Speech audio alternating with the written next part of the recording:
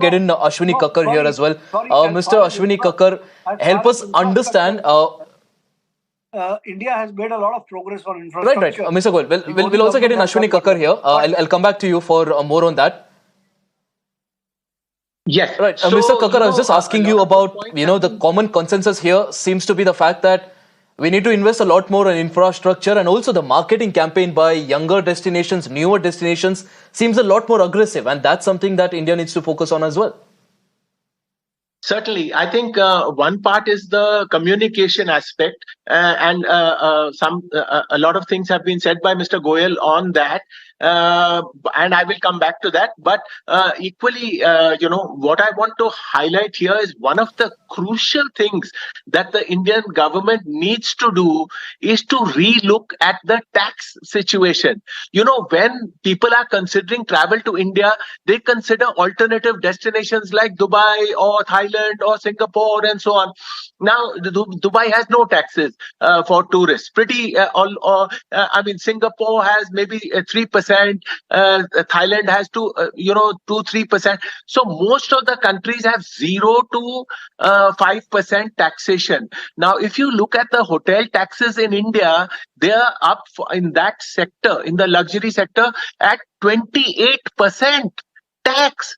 This is unheard of.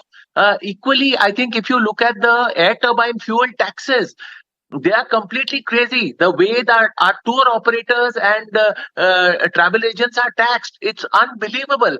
And when you compound the whole picture, India becomes an unattractive destination. And with that result, 5 years ago, our outbound tourism used to cost the country only $5 billion a year. Today, the outbound travel by Indians is costing the country $31 billion.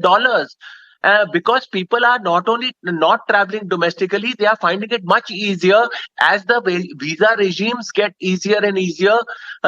People are finding it better to travel to a Vietnam, a Cambodia. It's much cheaper. There are no taxes. There is no visa required. And even for people coming into the country on inbound travel, I think that taxes will make a huge difference. This is a differentiating factor which our government certainly needs to quickly and really look at so that we can attract more tourists. So this is one aspect of the whole thing. The other aspect is connectivity and visas. I think visas, a lot of simplification has been done. E-visas have been introduced, and kudos to the government for that. But I think with a little more effort, we can attract a lot more customers, and by making the visa process even simpler. And of course, communication. So that communication is one of the most key aspects. When we had the Incredible India campaign going on, correct, we used to see, almost 20 to 30% growth per annum in the numbers. And ever since, first of all, that campaign has been totally shelved. There is nothing happening on the communications front as far as India is concerned. And neither on social media, nor in print media, nor on electronic media, nor by way of the embassies correct, across the world. So communication.